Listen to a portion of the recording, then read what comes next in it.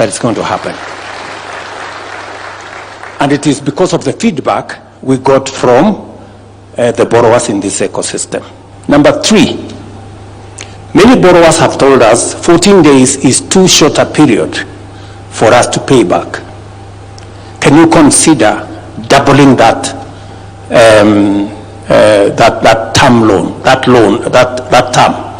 Again, today, under the bridge loan, we have increased the time you will take to pay from 14 days to 30 days. And you can continue from there. The 4th thing we have done today, again, is to have a conversation about what borrowers have asked us. What happens to our savings? As you are aware, when you borrow in the hustler fund ecosystem, saving is mandatory. And saving is mandatory because in Kenya, we have a serious gap in borrowing. It is one thing that I made a commitment to this country that we must rethink our borrowing. And I am very happy with the progress we are making in matters borrowing. Not just in hustler fund, but globally as a nation. Those of you who may want to know is that our savings as a percentage of GDP has always been in the region of between 8 and 12%. Other countries in our category are in the region of 25%, others 40%. China, for record, is at 55%. And when you have money that is saved, if you have a good saving culture, then you build a big enough resource of resources that can be used for borrowing. It begins to give you long-term money, patient money that can be borrowed, and it helps to bring down interest rates. Just for context, let me tell you where we are. Our National Social Security Fund has saved in 60 years 320 billion in 60 years, because we have been saving on average 200 shillings per person. And you remember I had a very serious quarrel about it. Of course, I have since pushed the needle. I discussed with the stakeholders. We managed to negotiate the court cases that were in court, and we finally have a new arrangement. Today, every employee saves 6% of their salary, and every employer adds another 6%. That will eventually be money belonging to the employee. Do you know what has happened? The 320 billion we have saved in 60 years, we are actually going to double that money in 4.5 years.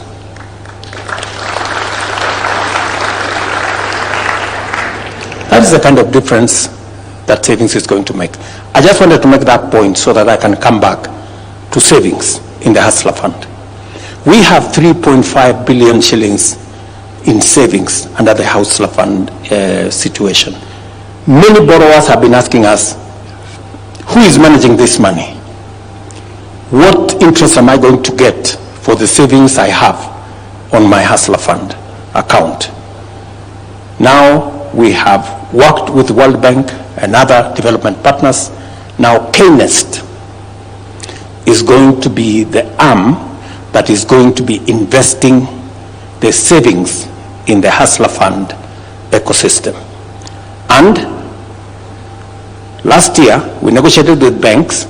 We got T-bill rate -3. With now Kenyans, there will be no -3. All the borrowers will get T-bill rate. If T-bill rate is 11, you will get 11% on your savings. If it goes to 12, you get 12%. It is also an opportunity for those of you who have little money somewhere in an account where banks are paying you 3%, 4%. It is time you move that to the Hustler Fund and you will get 11%. It is good information. Whatever you do with it is up to you. So, we have now made the decision that savings are going to be handled by Kenyans, and it will strictly be invested in government security so that there is no chance whatsoever of any loss or of any money being misappropriated. So these are the 4 or 5 things that we have today made a decision about. Increase the limits by up to 3 times. We have enhanced the term from 14 to 30 days. We have now a credit score for each and every one of the borrowers, which can be used in the financial sector, not just within the Hustler Fund space. And number 3, we have had a conversation and a decision on savings. So this is fundamental. And let me also say this. Of the 1.5 million people who today will have their credit limits enhanced, the highest being from 50,000 to 150,000, there is another 4 million borrowers who must be listening to me this evening. These 4 million borrowers have maybe an outstanding amount. Maybe they have not paid on time. Maybe they have exceeded, instead of 14 days, they are at 45 days, or they are at 30 days. If they pay, these 4 million borrowers, if they pay their outstanding, the window for them to be moved to the bridge loan, which then doubles or triples their credit limit, exists. So the 4 million people out there who have not paid their money, you have a chance. We are going to assess you once you pay. We are going to assess you for 2 months, and then we will graduate you to the bridge loan. We want many to come on board. As you are aware, the whole Hustler Fund intervention was to remove the penalization, the blacklisting, the condemnation of people, but to give them a chance to improve on their credit rating. And that is what we intend to achieve. So that is one item that I wanted us to have a conversation about. I will take a few questions on that story as soon as I'm done. The second issue that I want us to have a conversation this evening is about jobs and employment. And we are all aware that close to 1 million people young people enter the job market in Kenya. We also know that currently approximately 200 to 250,000 get a chance to be absorbed. And we have about 700,000 people who get into the job market, and they have, to do one thing or another in the informal sector. And therefore it is important for us to think as a country on what do we do with the 700,000 people who walk out of college, walk out of school, walk out of university, and there is no ready employment for them. Again, this is something that I spoke to and have a plan about in our manifesto. And I can say confidently that for the first time, we have a demonstrable plan on how we are going to create jobs. Creating jobs is no longer an exercise in guesswork. We must be deliberate, we must be intentional, we must have a plan. And this evening, I want to tell you about 4 of the interventions that are currently underway that I committed to the people of Kenya in terms of how we are going to create jobs. Number 1 is labor mobility. And I have my team here. They're going to, I'll give them a chance to tell us what kind of progress are we making in that space of labor mobility. I have had occasion to personally sign off some of the bilateral labor agreements. I was in Germany with the German Chancellor. We've signed off with another 3 or 4 countries. As I talk to you, my team at the Ministry of Diaspora and the Ministry of Labor are working on 19 additional labor agreements, bilateral labor agreements with different countries. That's 1. And we're going to discuss the numbers shortly. Number 2 is the whole program around housing. How many jobs are we creating? For engineers, for architects, for quantity surveyors, for electricians, for plumbers, and a whole lot of them in that space. Number 3 is digital jobs. What are we doing in the digital job space? What are we doing with Jitume? What are we doing with Ajira program? What are we doing with all our TVETs? What are the numbers looking like? What is the 1,450 ICT hubs we are working with members of parliament to construct? How is that going to look? And shortly, we're going to share with you the numbers.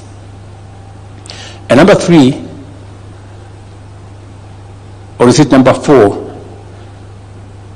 The whole space around industrialization, manufacturing. What is it that we are doing? Why have we rolled out 47 county aggregation industrial parks? Why have we rolled out 6 new special economic zones? What are we doing with our manufacturing sector? Why have we put in place a policy framework that stops us from importing all manner of things? How do we produce steel locally? How do we produce cement locally? How do we take advantage of our young people and stop importing furniture? How do we, those are some of the policy interventions that we have passed through Parliament to build the capacity around our manufacturing, our industrial space. It is the reason, for example, that we put a levy on import of clinker. And as a result, we are producing clinker today in Kenya, we are exporting.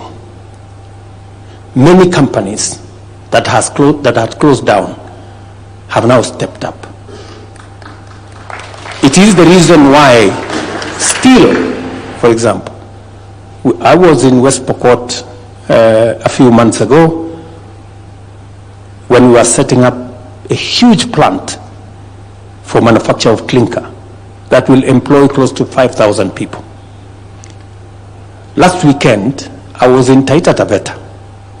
We have been, we have been mining iron ore and exporting in raw form.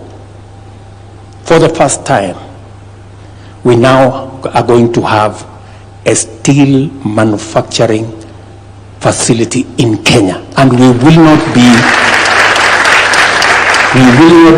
exporting raw materials of iron ore. We will be using it to produce steel here in Kenya. Again, because we have provided policy interventions. And our end game being creating jobs. It must be, as I said, deliberate, it must be intentional, and it must be something we can account for. So I could say one more thing, if you allow me, on BPO. On Wednesday, I will be signing into law the business bill that has just gone through Parliament, that now is going to provide a different space where we will now have the opportunity to encourage more companies. Many of you talk about Philippines and how they have managed to build their economy using BPO framework, and India for that matter. What has happened to us is that the law was very restrictive, and the law did not recognize BPOs as a job-creating enterprise. But the law we've just passed through Parliament now will encourage more companies. And I'm told in our midst we have Somersos. Are they here? Right. Those people there were taken to court and they had real trouble. They really bothered me. Now I can report to you that we have changed the law. So nobody will take you to court again on any matter.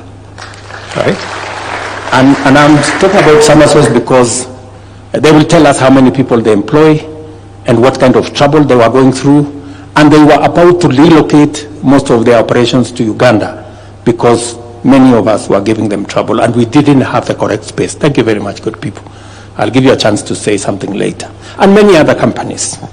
So these are the two things I thought we should have a conversation about. And I will take some of your questions on these two items.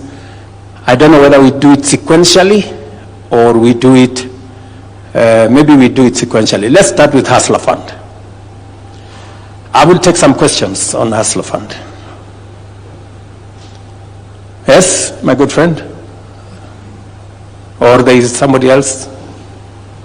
Yes? Excellency, my name is Vincent Oyugi. I'm the chairman of Gig Connect International. And thank you for the good job. On the Hustler Fund, my question is, personally, I've supported widows, over 10,000 on the table banking. Can the Hustler Fund be made available for the local widows back in the village? I come from Ugenya constituency and I've managed to support 10,000 widows. Unfortunately, the Hustler Fund is not accessible to them. Thank you so very much. Finally, can all these funds, Your Excellency, be consolidated? I'm a finance expert and we have so many finances within, from Youth Fund, Women Fund, Hustler Fund. Can we have a bill passed so that either we have 2 or 3, so that even the elderly like us, because I'm 40 years old, can be able to access some of these funds? Thank you so much. Mr. Oyugi, 40 is not old. I'm told life starts at 40. I wonder, can the PS responsible for Hustler Fund, can you explain to Mr. Oyugi whether the women in the table banking space, whether they can have access to Hustler Fund? Thank you, Your Excellency. Make it brief. Yes, the Hustler Fund is accessible to everybody, even those who have Mulika Mwizi. However, phone, you can still access Hustler Fund. You don't need any airtime, it's zero rated. But also, we have Hustler Fund group. When we launched, we realized that because of the digital divide, gender digital divide, so most of the women there were not accessing well. So, but right now we are engineering, and we are going to come to groups, so you can mobilize them into groups, we'll be onboarding them, and then we help them now how to access the group loan. So it's there, it is accessible. Thank you. Yes, and Mr. Oyugi, I agree with you. In fact, there was, I wanted to bring together all these funds, but we have many stakeholders, and they are very protective about the different funds. But I think as we consolidate the practice and see which funds are doing well, I think we will eventually want to consolidate it into one fund. But I agree with you. I am a believer in table banking. I have seen what table banking can do, and it is the reason why we came up with a group loan. Maybe then you can liaise with my peers so that as they re-engineer, they can take into account some of your suggestions and the experiences you have from working with women under the table banking arrangement. Yes, young man from some school, I think. Thank you, Your Excellency. My name is Simon Mugo from Kenya Medical Training College. We do appreciate you as the young people for the efforts that you have put in place to ensure that we, the young people, we get job employment once we complete our schools, and also from various skills that we are having. History has demonstrated that there is some kind of mistreatment which are happening to our own people, those who have gone abroad, and let's say, just to mention like the Arab countries. What are some of the measures that you have put in place to ensure that our people are safe outside there? Thank you, Your Excellency. Alfred Ntua, I'm sure you are somewhere in this. Yes, can you answer Simon? Simon says, what is it that we are doing to make sure that, is it you or is it Rosalind? Maybe you can have a go first. What exactly, I missed the question, Your Excellency. The question was, there are some people who are mistreated working abroad. What is government doing? One of the challenges that we've had for a long time is the ability of Kenyans who face problems being able to connect with the government to be able to assist them. We have ensured that Kenyans that go to different countries go to countries that have signed the International Labour Organization agreements. So they adhere to international organizations agreements.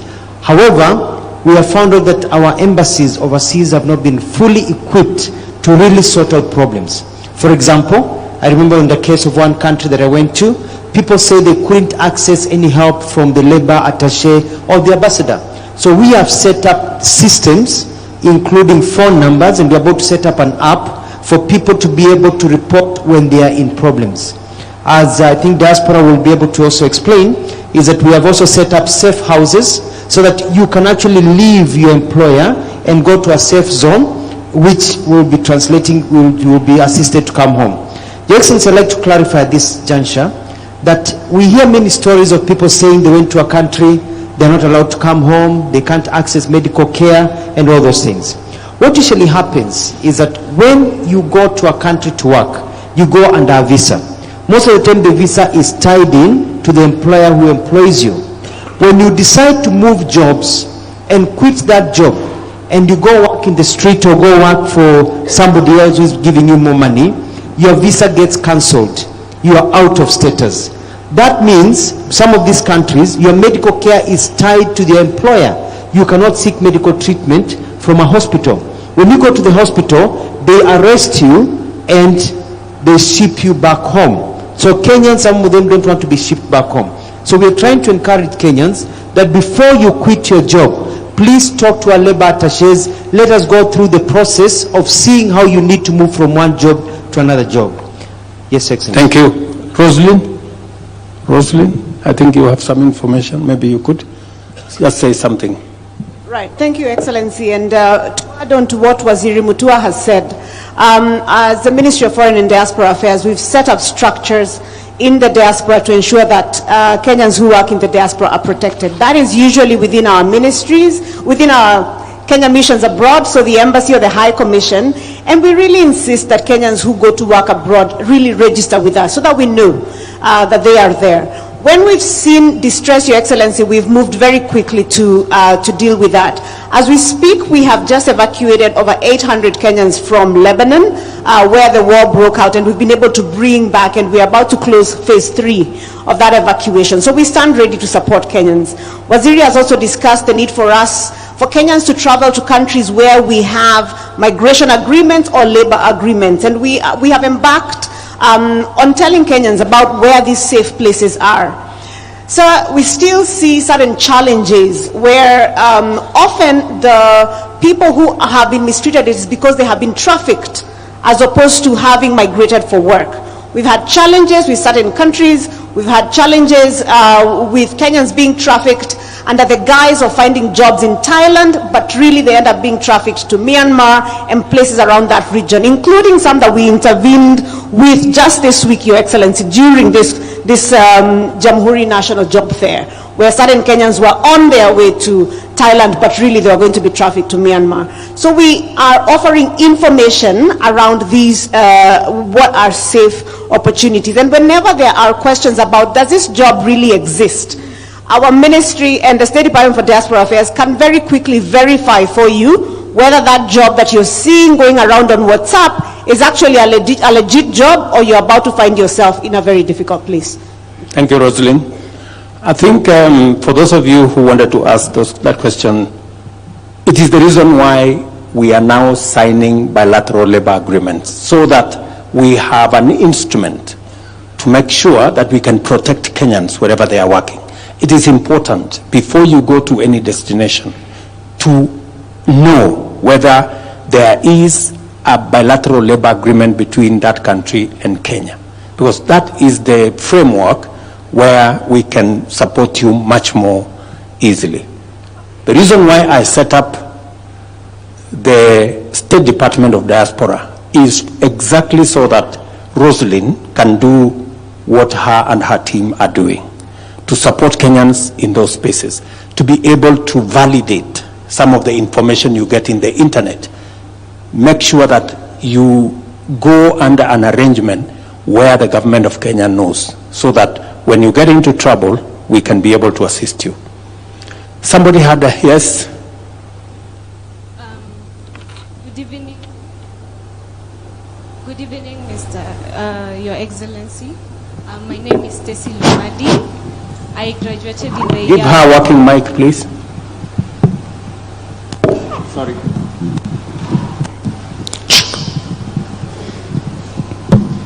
My name is Stacy Lumadi. I graduated in the year 2022, and since then I've not been employed. I understand the meaning of tarmacking.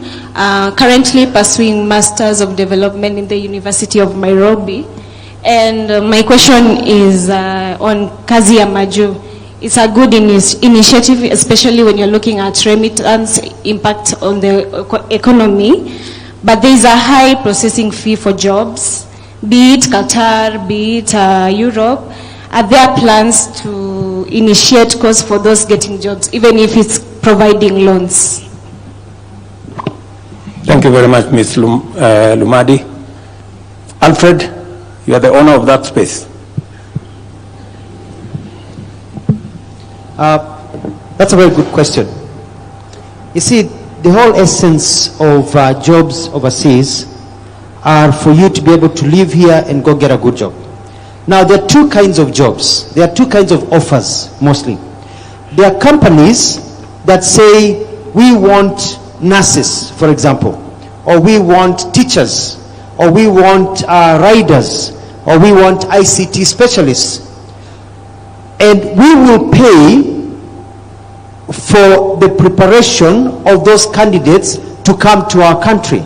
We will pay their medical fee, we will pay their air transport, we will pay money for them to do the necessary tests they need to do at the station and all that. And they pay for everything, and the agency that gets a job will probably charge you maybe 10 or 20,000 for their processing fee, or will actually be paid by those companies a service fee, so they don't have to charge you anything. And those are now 100% what quote unquote free. Those are fine in between. Then there are others who say, for example, in Australia, who say they want nurses. They can take our nurses from medical training college who have diplomas, because they're not allowed to work as nurses in hospitals. They can work in nurses at aged care, making approximately 500,000 shillings a month. But before they go, they have to do certain exams that the Australian government wants them to do. And if you add up the exams, including English test, it comes to over 100,000 shillings. Then they have to pay their ticket to Australia, about $1,500. And then they have to pay etc. So you find that if you want to go to Australia, the Australians say, we want you here, but we're not going to pay for you to get here. You get here, we'll give you the job. And they give you the job before you get there. So when you get there, but then now you have to come up with 250,000 shillings. So you don't have to go, but if you choose to go, then you realize how much you have to pay. Now what we have done is that I have had meetings with financial institutions, and I've asked them, can you provide a facility to our young people who don't have money to go overseas, and they pay these fees for their ticket, etc., etc. And they said yes, but we need surety. I said, I'll write you a letter. They said no, because what has happened in the past is that a Kenyan will get a loan. As soon as they get inside the plane, they block the person who gave them the money, and they don't pay back.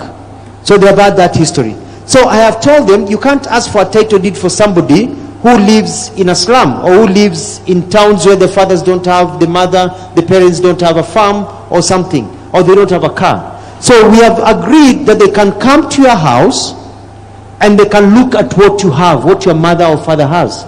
Uko na TV moja, uko na couch moja, and then they can cost it, and they say, we're going to give you a loan on this as a guarantor. So that now, if you don't pay the loan, they take your mother's bed. So that will actually will help you actually process the loan. So we are trying many ways, and as the president has said, with the BLAs, we are pushing for companies that actually pay for some of the costs, especially the cost of air transport, which are usually very high. Thank you. I think we have something else. Can PS SME say something? I think we have another ecosystem over here. Thank you, Your Excellency. In our ecosystem of MSME, we have Youth Enterprise Fund. And the Youth Enterprise Fund have a migration loan, labor migration loan. And the figures I have, they have processed so far 78 million and supported 354 young people. So this is available, but we are trying to see how do we even expand that ecosystem. Also urging our other agencies like Uwezo Fund.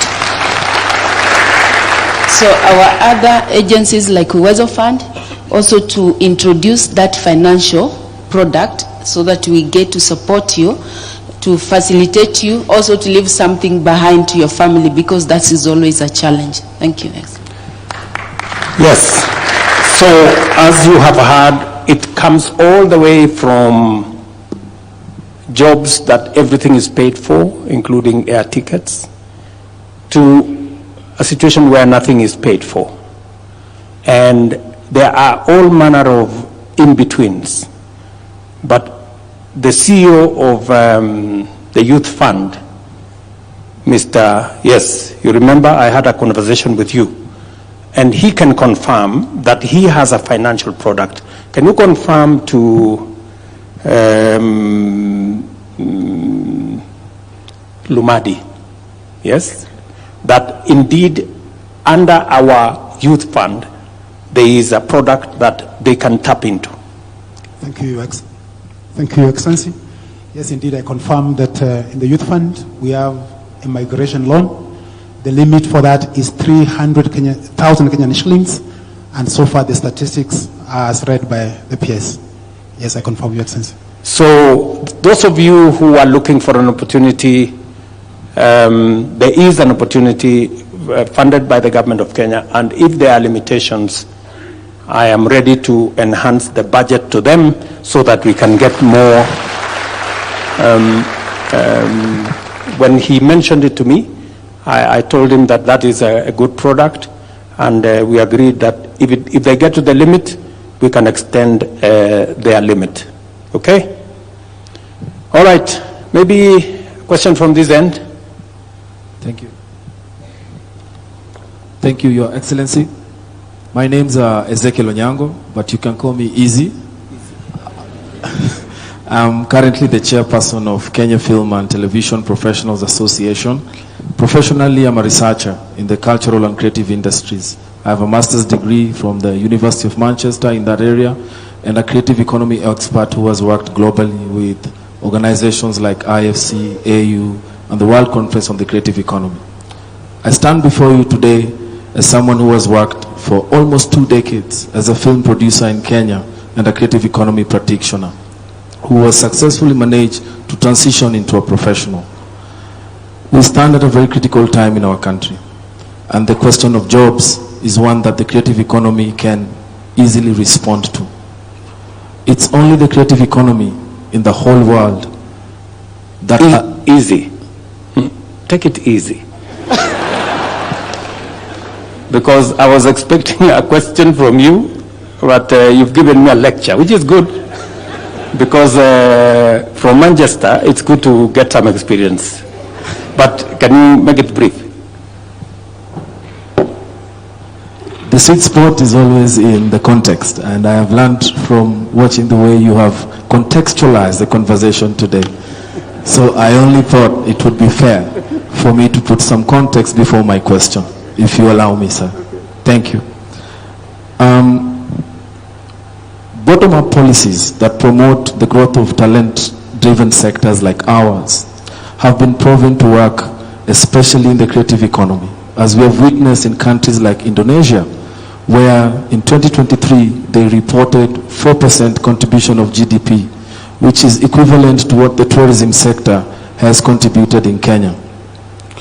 While we appreciate the bottom-up strategy that you have, that has given us the State Department for Youth and Creative Economy, we as the creative industry experts feel like there is a tension where there is a bottom-up strategy but a top-down approach in implementation, where the industry has been left out, and that has left the State Department with systemic inefficiencies, and 2 years in, we are yet to even have a roadmap or a plan of how we can fix our systemic challenges.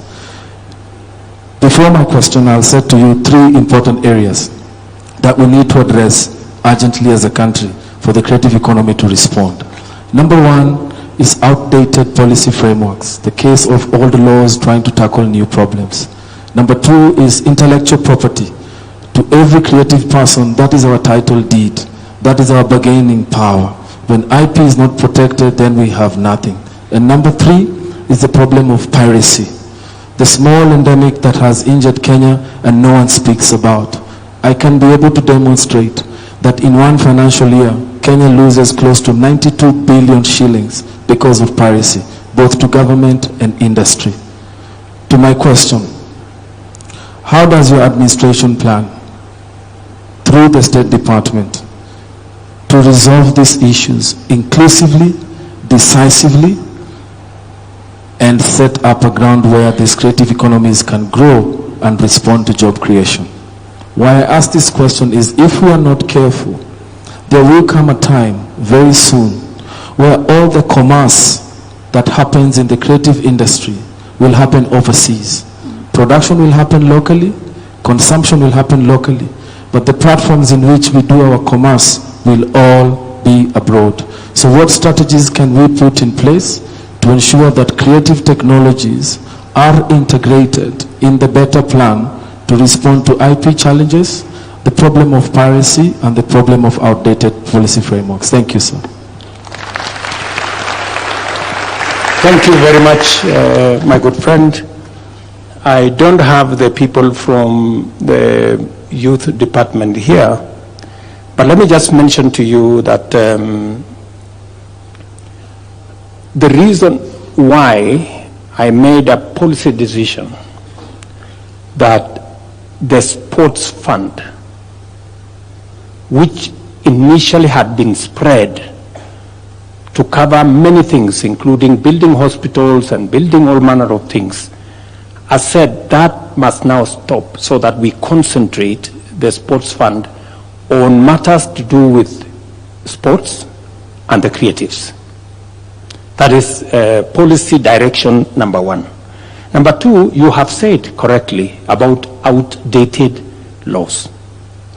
It is the thing I was struggling with, even with the BPOs. And it is the reason why on Wednesday, we will be signing off to change the law in the employment space around the BPOs. And I agree with you that outdated laws have created a big problem for us. Whether we are talking about what we can do around the film, around the whole creative space. And I remember we had trouble trying to bring on board the Grammys. I remember we had very serious challenges, and I had personally to get involved, you know, for some of these to come on board, on what we can do around the studio and what we can do around that space. And I remember Dennis Itumbi, who I'm sure is somewhere here, pushing me to do certain things. Did you hear what that good man said? And can you help me say some of those things that we agreed that we want, especially on the two subjects of intellectual property and piracy? So on intellectual property and piracy, sir, Izzy has actually been involved in the crafting of the creative economy bill that is still pending in Parliament, and he's played a good part with his association of coming with that. And that is a key part in that creative economy bill, with a few amendments, and he's in the working group. So in fact, the challenge should be back to him to ensure that he helps us to ensure that we get it back and good and going. However, he's raised two key issues, both, if you allow me to respond to him. Yes. The first one is on the commerce of the creative economy. The president went to the USA and interacted, including with Hollywood stars at Tyler Perry Studios. And one of the things that the president is now working on is for a space for the creative economy. We all appreciate that Nairobi on Sundays has become an open theater where people actually shoot everything. In fact, ahead of Izzy there is a gentleman from Grammy Awards, and there is also something there you are doing around the Grammy Awards for Africa. And we have actually instructed the State Department to pay so that then the Grammy Awards can be hosted in Kenya. There are a few things to unlock, and this gentleman has an appointment with you this week to unlock that part. So on that part of commerce, we are not only interested, but we are actively playing a part on it. Finally, the president has already given instructions, and I've written to you a letter from our Office of Creative Economy Coordination for us to begin bidding for the World Creative Economy Conference in 2027 to become the first African country to bring the world sector here, because that will unlock the entire creative economy. Thank you very much. Let me help you, Dennis. Actually, the money for Grammys we already paid. We are not about to pay. We already paid 500 million shillings towards that, and I'm sure the gentleman from Grammys can confirm that that is the direction we are going. And so I think back to you, the motions are going through in Parliament. The creative bill is going through specifically to remove the challenges you have highlighted, to update the law so that we remove outdated legislation, to provide for a sure footing on matters intellectual property, and also to deal with the challenge of piracy. And we couldn't agree with you more. And thank you very much, Izzy, for being part of the solution. By offering your knowledge and expertise to support the development of the bill, that is how we manage to solve problems. Thank you very much. Now, we got lost. We were still on the Hustler Fund. We now went to, can I take another 3 questions on the Hustler Fund, and then we can move to the jobs. I have a gentleman there, and then I have a lady here. Okay, yes? Thank you very much. Thank you very much, Your Excellency. Yeah, my name is Moguna Victor from Kenya Medical Training College. And my question stems from the statistics that you have given us today, that 24 million borrowers are borrowing the Hustler Fund, but only 8 million are the active borrowers. So how is the government ensuring that this over-indebtedness is catered for, and the insurance that the funds is going to continue providing the loans to the borrowers? Thank you very much. You know, we don't want to push anybody. You can sit down, Victor. We don't want to push anybody into blacklisting. We leave the doors open for the other Kenyans who are not doing well. And we believe that at some point they will wake up to the reality that this is the best product they can ever get. So that's the case. And for your information, we have continuously, because the repayment rate around Hustler Fund is around 80%. So we have a big resource that is revolving. Most of the money is actually revolving. We just add a little money every year to make sure that we keep the system going. So you shouldn't be worried about whether there will be adequate funds to make sure that there is money for borrowers to borrow. We already taken care of that. Madam?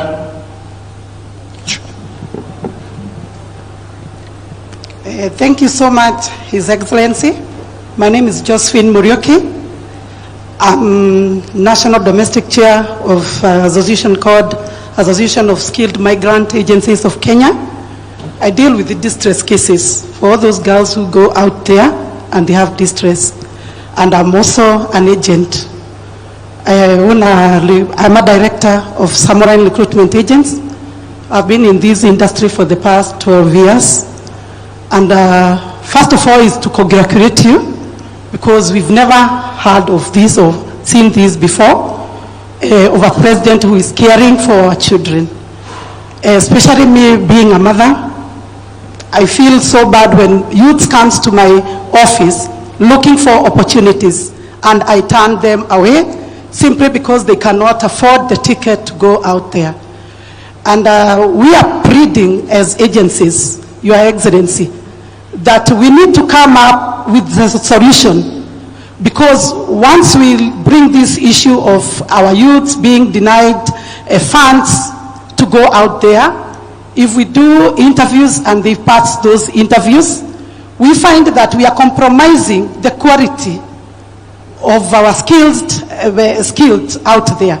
And if I can attest, like I had attended Saudi Arabia HR Expo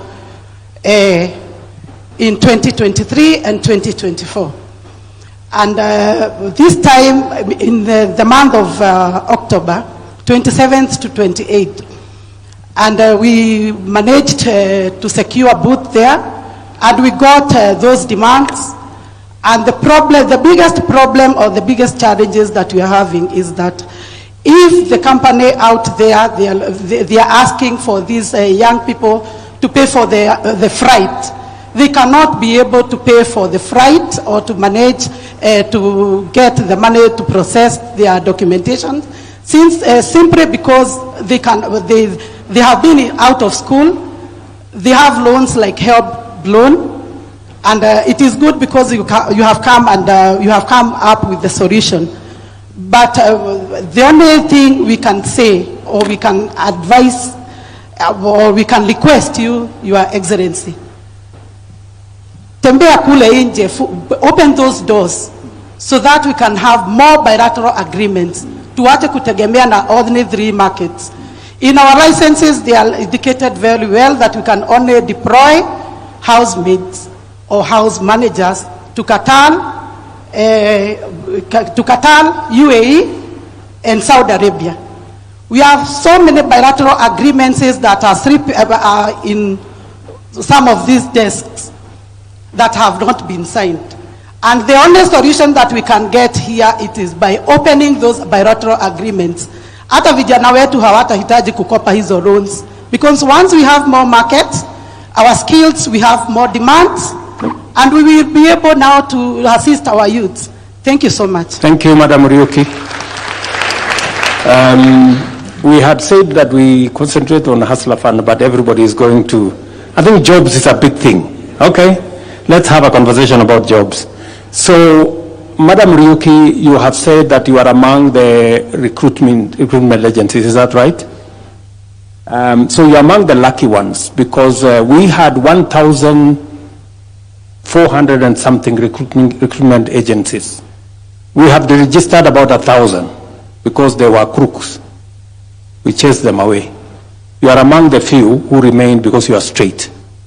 And I must commend, they are honest Kenyans who want to do an honest job. And they want to support our young people.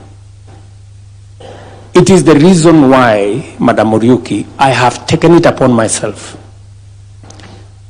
to have a diaspora desk, a diaspora state department, whose job is to scout and make sure that we sign bilateral labor agreements so that we can open more markets for our young people. As you are aware, we have now worked on making sure that we go beyond, we also sign for professional jobs, teachers, nurses, clinical officers, engineers, and all the other categories, so that we, in the past, it was just limited to what you are saying. And I don't know whether it is Josephine or Rosalind, sorry. So, Rosalind, you want to say something about it? Thank you, and thank you, Ms. Muriuki. We've broadened our market significantly. Just this year, Your Excellency, we signed an agreement with Germany that opens up a skilled workers market for Kenyans to play in that space. And the size of that market is huge. The size of the market itself is over 250,000 people, and it depends on how many Kenyans who are able to play in that space. We also in September signed an MOU with Austria, which has similar numbers and are able to take up more opportunities. We are currently in discussions with other countries, including Ireland and elsewhere, to open up this market. So this movement to open up more opportunities is very much on course, Excellency. And it's part of your KPI? It is, yes, indeed. It is part of my KPI, and we have an entire Excellency agency that is specifically tasked, the Diaspora Placement Agency, tasked with ensuring that this happens. So we are very much on this. Okay. And let me also mention the following, that a market like Germany, which has an array of professional, skilled, semi-skilled opportunities. The size of that market is 250,000 people. We are possibly the only, or among the few African countries who have space to be able to take citizens to that market. I would ask our recruitment agencies to step into that space and support young people who are going into that space. And it is important for me at this point to ask, in the last 2 years, how many Kenyans have we facilitated to get jobs abroad? Alfred? Your Excellency, we have over 218,000 Kenyans have left the country to get jobs overseas. The target is to start pushing at least 700,000 to 1 million a year. And that is why we've started this move of taking the job opportunities to every county. Because before, people are not aware of the opportunities and people don't have money to come to Nairobi or to visit these agencies. So we are taking the agencies and the jobs all the way to the counties, and we will be publishing the available employment opportunities on our government website, on NAIR, or even in my Facebook. I'll be telling you, look here, these are the opportunities, this is what is needed, so that regardless of where you are in the country, you have a chance to come and compete for those opportunities. I know in this auditorium we have recruitment agencies. We have people who run recruitment agencies. Is that correct? Are they here? Can anybody who is running a recruitment agency, can they stand up? So all you good people are in that space. Let's clap a round of applause for them. Asanteni sana, you can take your seats. I want at least one or two of you to step forward and tell us, in the last 2 years, how many Kenyans you have assisted through your recruitment agency to find jobs abroad. We have one lady there. Thank you, Your Excellency. My name is Monica Mwema. I run a recruitment agency called Monisa Company Limited, and I have run it for the last 10 years. In the last 2 years, I have been able to deploy over 3,000 Kenyans, both skilled, semi-skilled, and even others for a little low-cadre jobs like housemaids. I've been able to take Kenyans engineers to UK. I've been able to take teachers. I've been able to take nurses, housemaids, lady drivers, and even people to work in farms. Thank you. Thank you very much. You said about 3,000.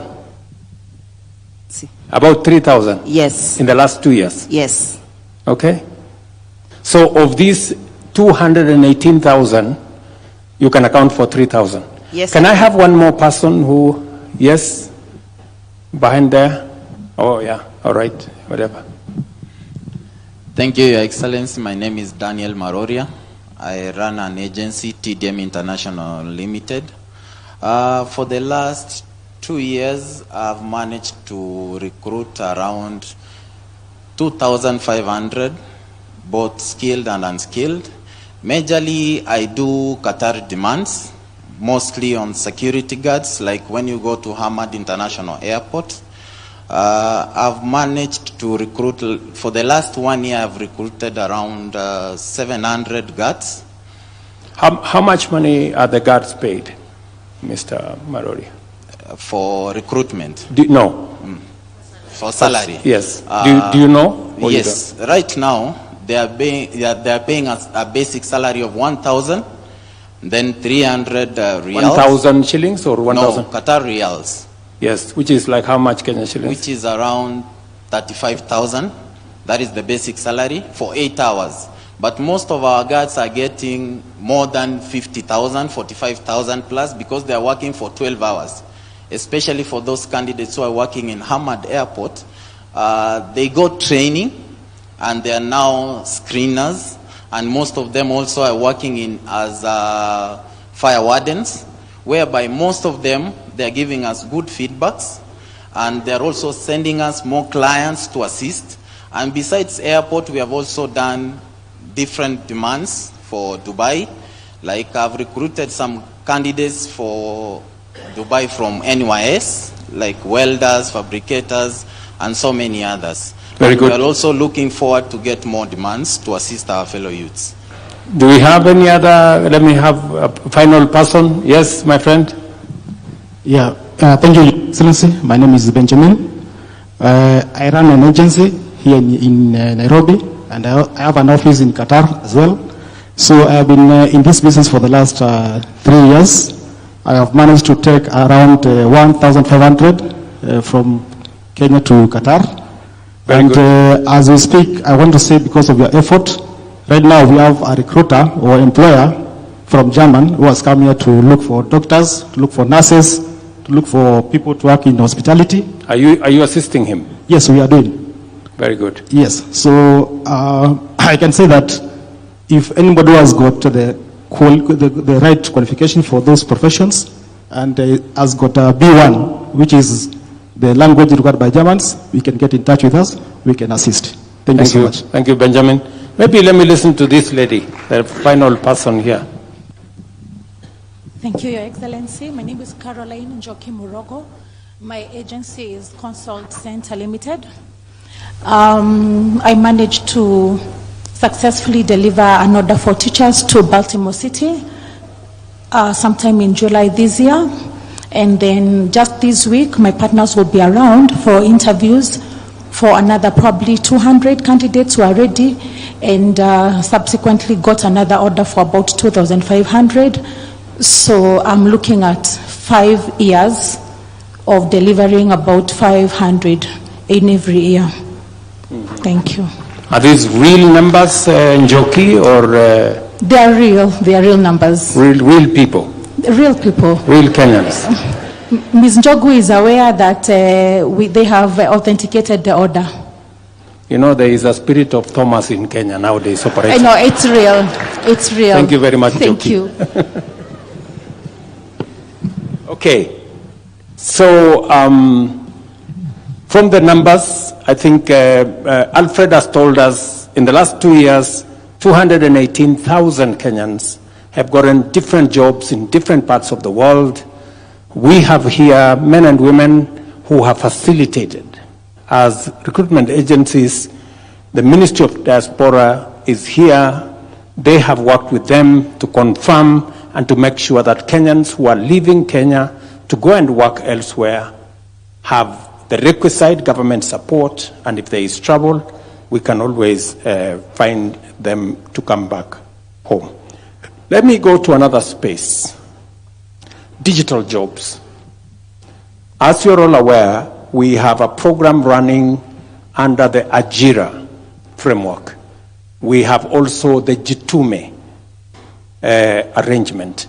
And we have a whole plan around digital jobs. I want somebody from that space on digital jobs to give us the numbers.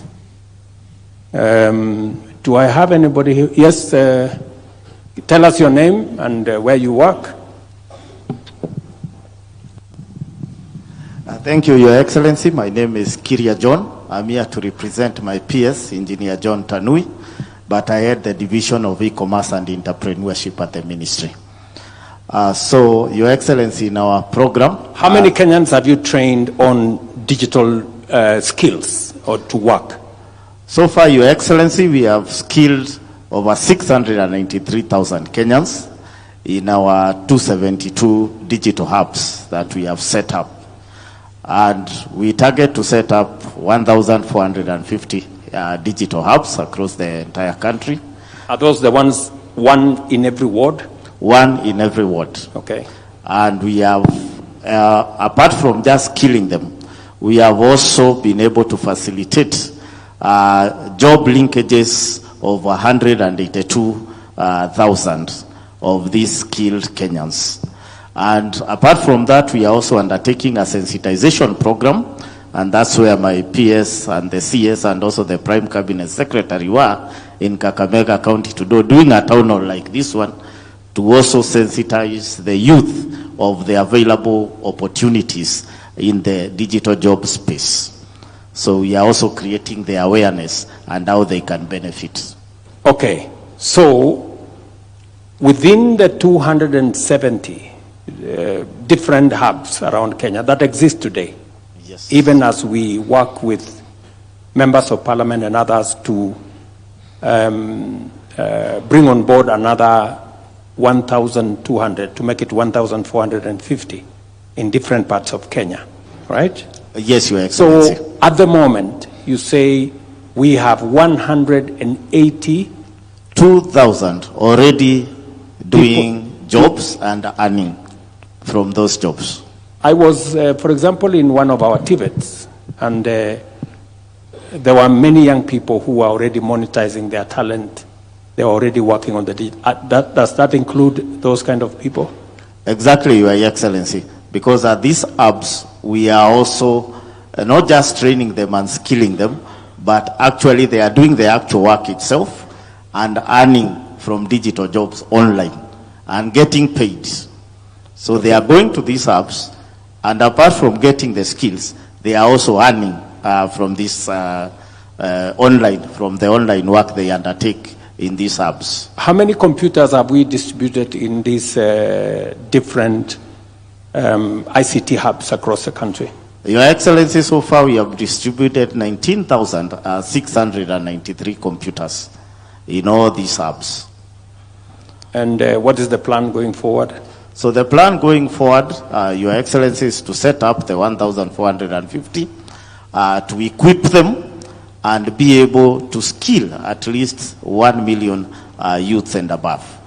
So the target is to move from the 180,000 currently who are engaged at different levels. Yes, Your and Excellency. earning and monetizing their talent and their skills using the digital space. Yes, Your Excellency. And also to add on that, you want to scale that from 180,000 to a million? To a million, with all the hubs once we have already completed. With the ICT hubs? Yes, and also it's good to note, Your Excellency, that through also your leadership, we have been able to engage the OTTs, and now they are monetizing the content that these youth are also generating. So they are earning. Many of these people don't know what OTT is. Can you just simplify it a bit? Yes, Your Excellency, these are the TikTok, the YouTube, Facebook. So we have been able to negotiate better rates for Kenya as a country. And actually, if you look, relatively to also the other countries, the Kenyan content providers are getting paid better by these OTTs through your leadership. I remember you people forced me to talk to people in T-shirts, and I had to, and to get them to allow us to monetize the space and to allow our content creators to be paid. Your Excellency. Because Your Excellency. I think Kenya is the fourth country in Africa to be allowed to monetize content. Exactly. The other countries don't. Exactly. Okay. Thank you. Maybe I'll ask Madam Moria, the PS for Tibet. You are aware of what is going on in our Tibet. Can you say something about that space with digital jobs?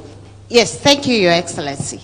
In addition to what he has already said, we have already trained 600 trainers across the country who are now able to train our young people either within our institutions, and Your Excellency, we have 126 Tibet institutions with the devices between 50 and 100. And we have been able to train the numbers, some of them in the Tibet institutions. But Your Excellency, to be able to make sure that space is moving, our biggest responsibility has been to ensure that we are training the trainers at the Kenya School of Tibet, and we already have 600 of them across the country, Your Excellency. Thank you very much. Let me go to another space. I think we're talking about the space around labor mobility. People going to work abroad, as Alfred and Rosalind have said. We are talking about digital jobs, people working in our ICT hubs. Many people have been asking me, why am I so passionate about ICT hubs? Because it unlocks huge potential. It gives our young people an opportunity to work. I have met many of them in Tibet institutions, in other different ICT hubs. And at the moment, we have a program where we are working with Kenya Power to deliver internet to as many places in Kenya as possible, so that progressively we can unlock that we can unlock that potential, and that is going to turn around. Because again, I said, for us to be able to create jobs, we have to be intentional. We cannot just assume that jobs will arrive. We have to know ICT hubs, deliver internet, have trainers, have TOTs, train more young people, provide computers. And that's exactly what the gentleman from our Department of ICT has said. Let me move to another space. The space around industry and manufacturing. I think P.S. Abubakar is here. What is the space around, why are we negotiating, for example, a new agreement with America on matters to do with textile? Why are we doing more special economic zones? What are the numbers like? Thank you, Your Excellency. I think, Your Excellency, your strategic shift or your strategic intent in all this is first is to subsidize production, 2 is to incentivize value addition, 3 is to expand the market, and 4 is to de-risk private investment. So what we are doing in terms of the market access, we are expanding our market access from the US. Now we have an economic partnership agreement with UK. Now we also have an economic partnership agreement with the European Union so that we can have a lot of market access for our products. And one of the products which we have a competitive advantage in exporting is in the textile space. So Your Excellency, in your special economic zones and extra processing zone program, where people can produce competitively to access this market, we've been able to create 10,000 jobs in that space, mostly in the area of textile and apparels. Okay. So let me allow now, just sit there, Bakar. I want the people from the business process outsourcing. I remember I went to Samasos up on Mombasa Road. I remember earlier this year, I went to Tatu City with CCI. They now have 6,000 people working for different companies out of Ruto, here in Ruto. What is going on in that space around the BPO, Madam? All right, I appreciate that. My name is Anpisa Lola. I'm with Sama, and if I'm just to paint a picture in the BPO industry, I'm going to talk in terms of numbers just to show how big this industry is and why it's important for us to literally focus, especially when it comes to creating jobs for the youth. So Sama is a BPO. In Kenya alone, we have to the tunes of 3,500 employees. And this is full-time job, benefits, medical cover, all that. And we have not even scratched the surface. Okay? Now, when you look at how big this industry is, this industry last year alone was a 1 trillion USD industry. Okay? That's globally. Now, bringing that down to the amount of jobs that are created, India developed, I think for anybody who's read about BPO, India developed its middle class through BPOs. Today, India has 4.5 million jobs in the BPO industry. Philippines has 1.1 million jobs. Your Excellency just talked about the 1 million graduates that we are churning out every year. And from an industry expert, I'll tell you, Kenya delivers quality job than India and Philippines. Now, a lot of things are working well for Kenya. Easy, I literally quoted your word like old laws trying to tackle new challenges, and we appreciate the progress that you're doing in the BPO industry, because today, when you look at Kenya, the BPO industry right now is heavy on English. I mean, North America accounts for 41%. I challenge anyone here that Kenyans have better English than the other regions I spoke about. Yeah?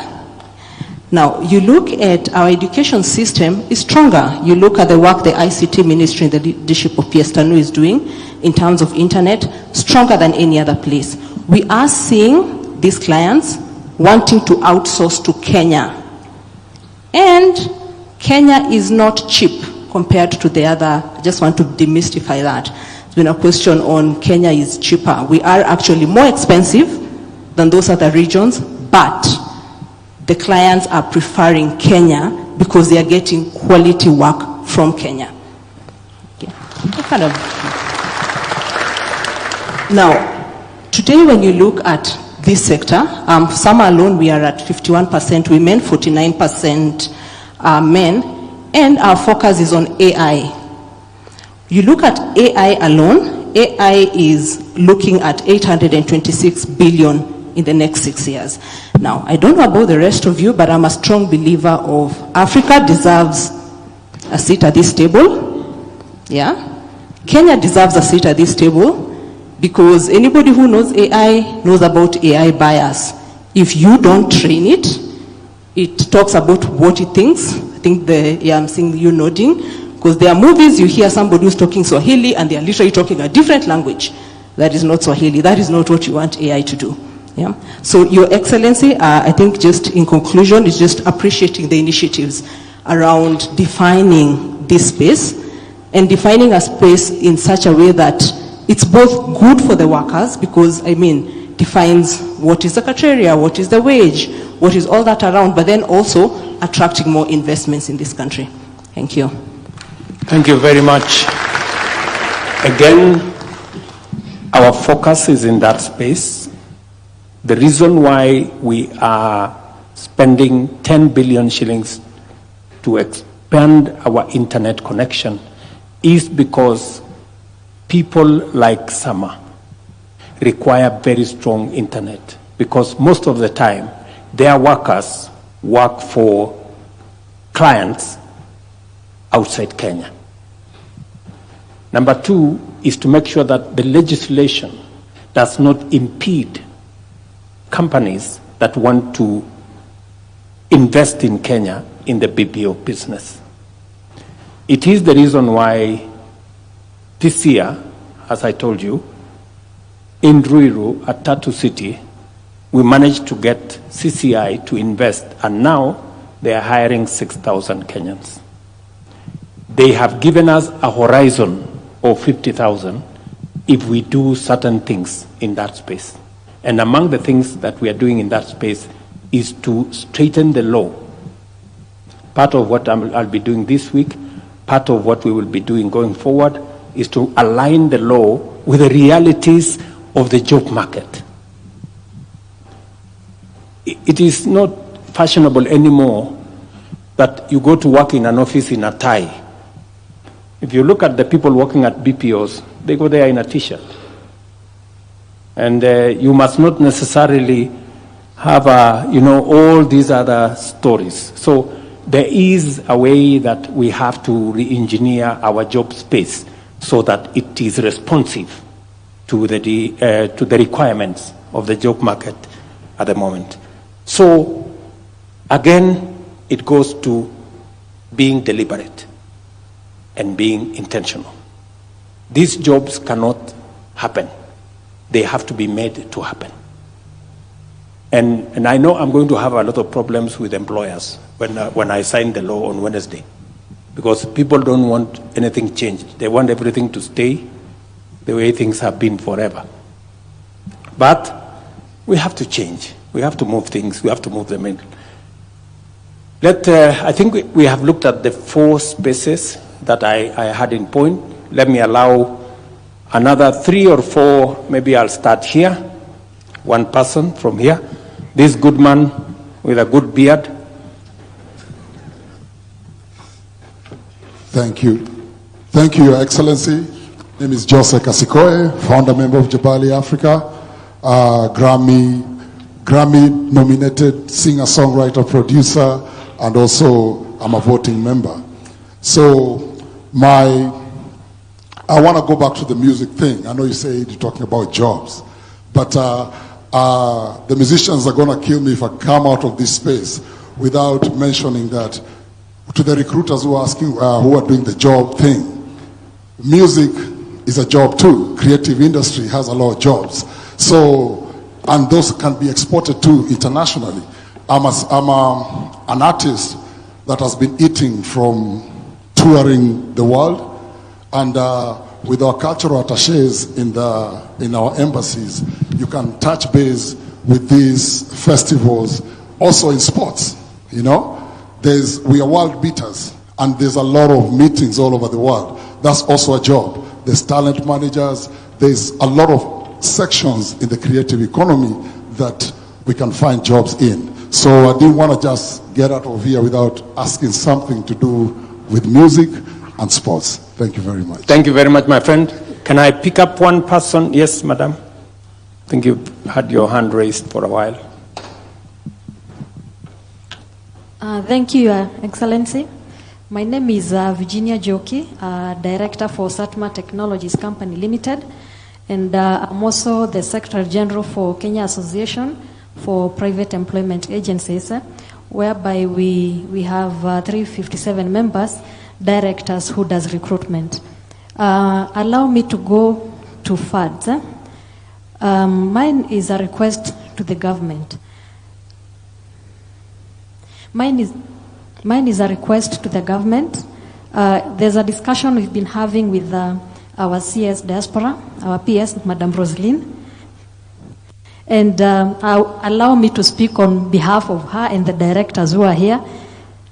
There was a FAD. We have been following up and requesting if the directors can be supported through the ministry. We normally travel a lot for expos.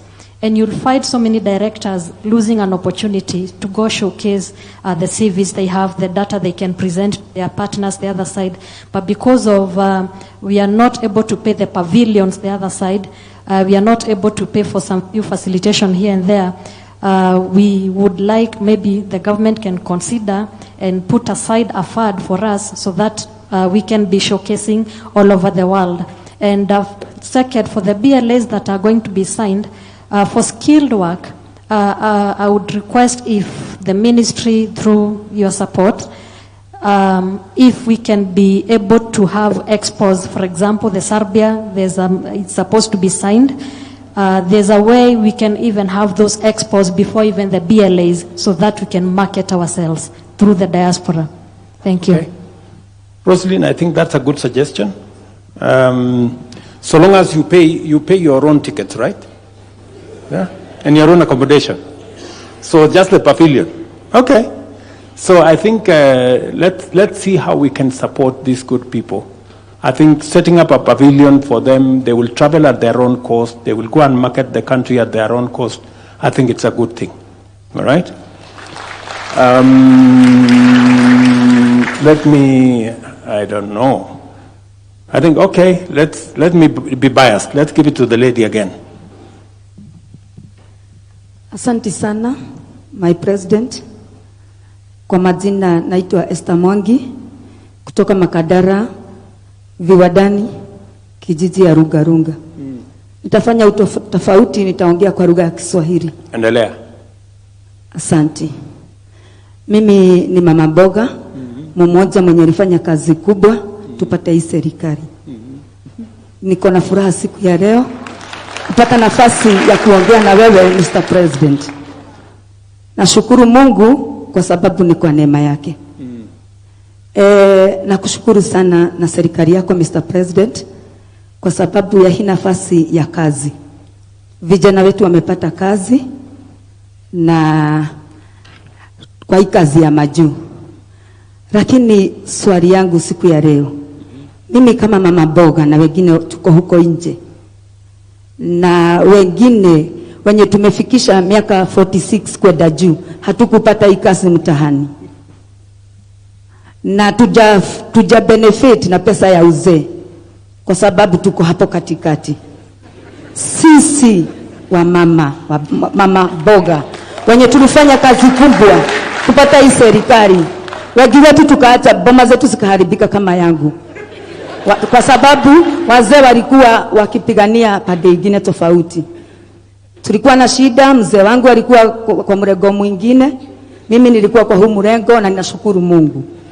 Swali yangu siku ya leo Mr. President, nikiwa nimesimama kwa hii congregation, nauliza aje. Mimi mtu ako na 46, mama boga, sijapata kazi kwa vijana, sija benefit kwa pesa ya uzee, sijaenda majuu.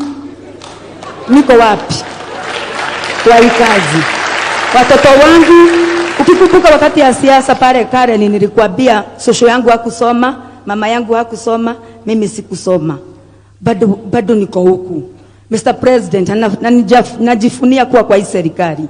Na nakupenda sana kama president wangu, mwenye nilipiga magoti sana nikaombea. Sisi mama boga tuko wapi? Aya. Tulipoteza familia, tulipoteza mabwana. Nitakujibu. Asante. Asante sana.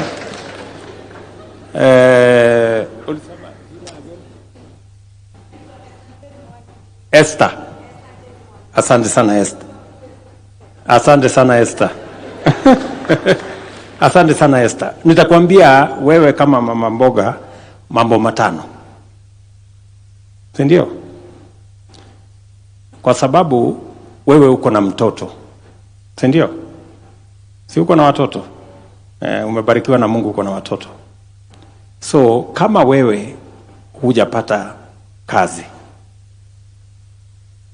ujipange ndio mtoto wako tupangane na yeye apate kazi.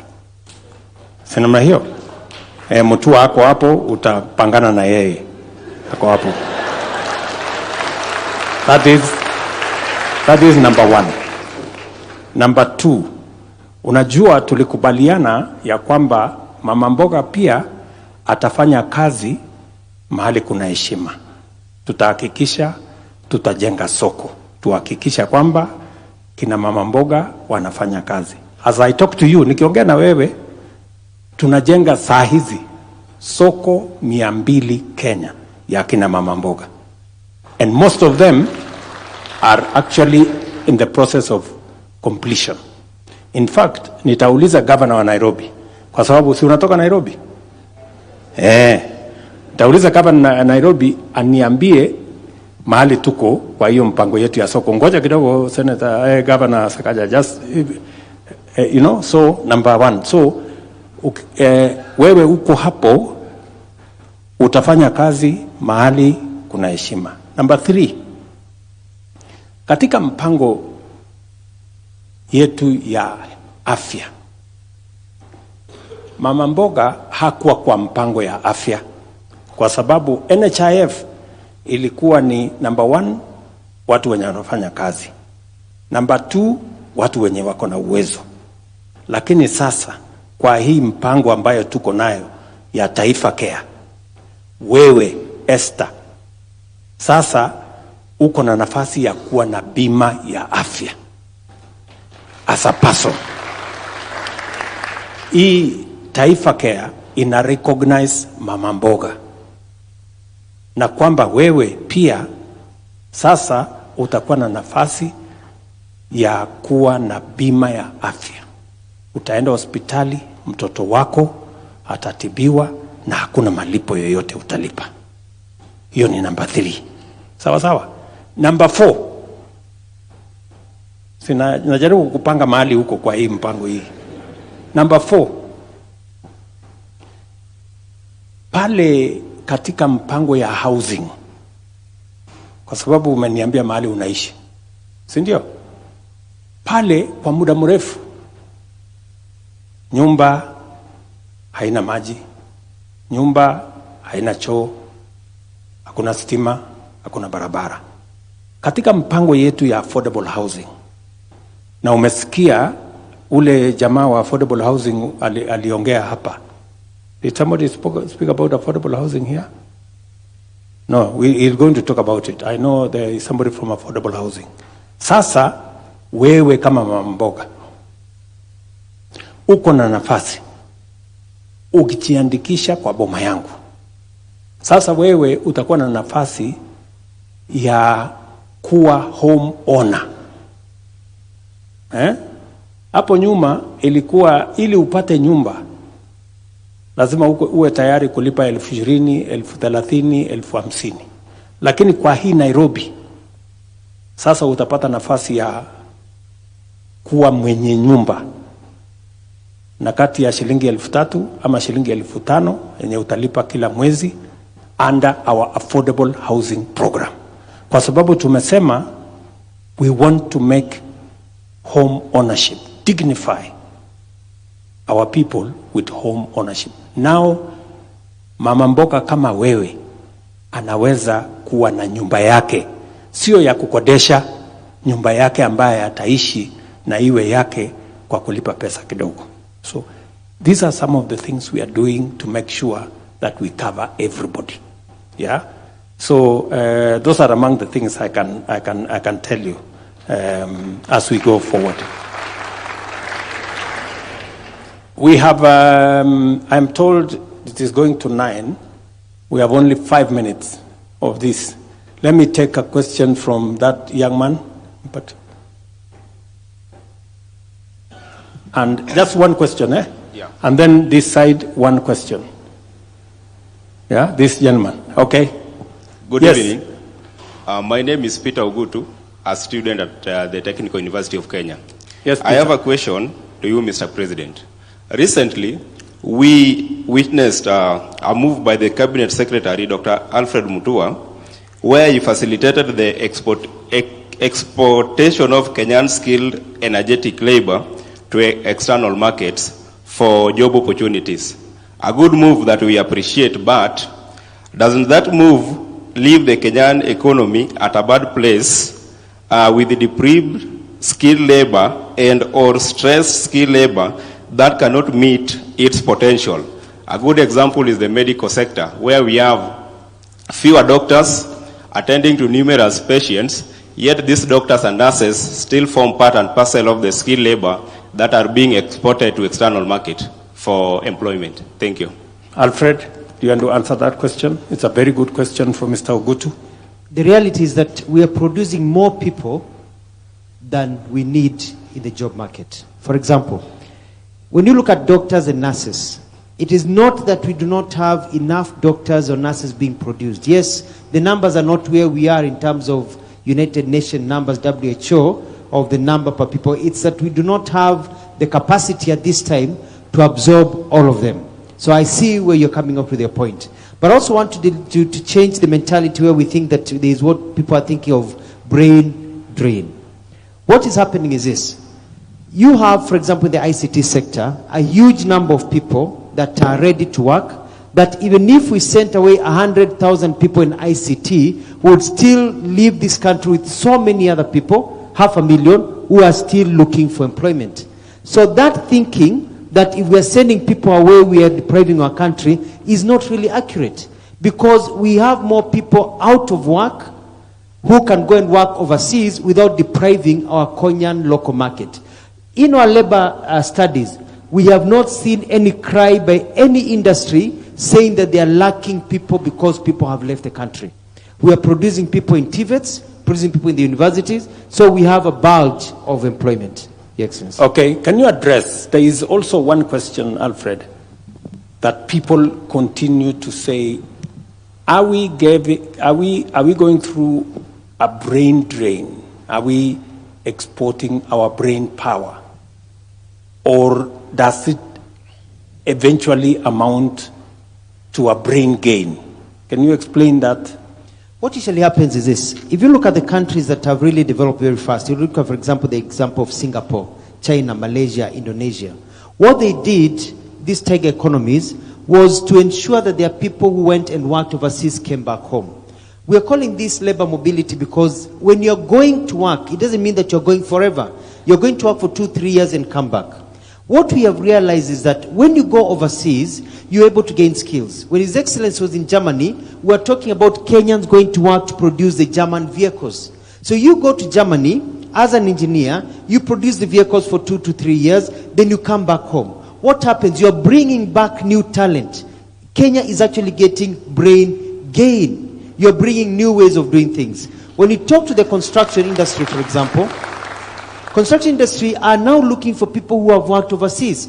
If you are a plumber, if you are a mason, if you are an interior designer, and you have worked in Dubai, the big companies working in Kenya want to employ you because your skills are a bit higher than the market, than the population in Kenya that is competing with you for the job market, because you have gained new skills. When you go to the UK as a nurse, you go to the US as a doctor, and you gain new skills in those hospitals that you're working in the US or in Italy and other places. When you come back, you're hot cake because of the brain gain. Thank you very much. And I think just to buttress that point is that, you know, the people going out, they are going out for short contracts. This is 3 years, maybe 5 years. After that 5 years, they come back home. And when they come back home home with added skills. They have gained experience. they have worked in a different market. And most of the time, you find that they have improved on their skills. So it may look like brain drain, but eventually it becomes brain gain. That's what Alfred is saying. So, Your Excellency, thank you. My name is Felix Chege. I run a company called Real Sources Africa. First, I'd start by commending your efforts on making the African Free Container Trade Area work. I have been one of the beneficiaries of it. Being a beneficiary means that we got appointed by the AFCFTA Secretariat as a trading company on behalf of Kenya. And what we've been doing is that we've been supporting aggregation exercises for export. As late as a few weeks ago, we launched a Trade Connect initiative, an initiative that looks at shipping 1,000 containers over a period of 12 months to 5 African countries. And we've seen a lot of support from financial institutions in structuring of trade finance elements or instruments that are meant to promote inter-Africa trade in terms of aggregation. And at the same time, we've been able to do market development campaigns to be able to promote African or Kenyan manufactured products across the continent. Our main ask is investment more in market development campaigns. We have a lot of African countries that don't know what we actually manufacture as a country. And we've realized that this information is really important when it comes to providing an alternative of the products that we can ship to the export market within the African context. Add on that is using the products themselves as a collateral for transactions. We've been able to work around an aspect of how can we get our manufacturers to use the products that they manufacture as a collateral when going to the export market. We're looking at, or our ask could be, how can we use the credit guarantee scheme that you have already initiated to convert it to be an export guarantee line that can be used by our manufacturers to be able to guarantee them payments after they ship their products. Other than that, I thank you for really looking into the protocol on youth and women in trade, and we've leveraged on that to be able to access a lot in terms of just opening doors at the Secretariat. I'm a 27-year-old, and I'm privileged to be among the people who represent this country at the Secretariat. Thank you very much, Mr. Chege. Just Chege. Thank you very much, Mr. Chege, for what you have said. I think you put it so well that you've given me some homework to do on some aspects. And I will take back the homework and see what we can do better. But congratulations on what you're doing on behalf of many young people in Kenya, taking advantage of the Africa Continental Free Trade Area. It's a market of 1.4 billion people, and Kenya needs to move full speed and take its space and place in that market so that we can better leverage the market infrastructure that exists in the Africa Continental Free Trade Area to benefit our own enterprises and our own people. Good people, it's 9 p.m. and I am told it has to stop. I know many people would have wanted to, but as you are aware, this has become now our way of transacting. So there will be another occasion for us to go through this again. Let me congratulate all of you. Thank you very much for taking time. I know all of us are busy people, for taking time to ask your questions, to seek the intervention, clarification. Thank you very much to all the teams that have participated here this evening. And my very best wishes as we work together towards creating opportunities for young people, for our nation. It will take effort, it will take collaboration. I know Sakaja was supposed to tell us something at the corner. Sakaja, do you want to say anything, or I can leave it there for now? Thank you very much. God bless you. Have a great evening. Asante. A round of applause for His Excellency as we stand.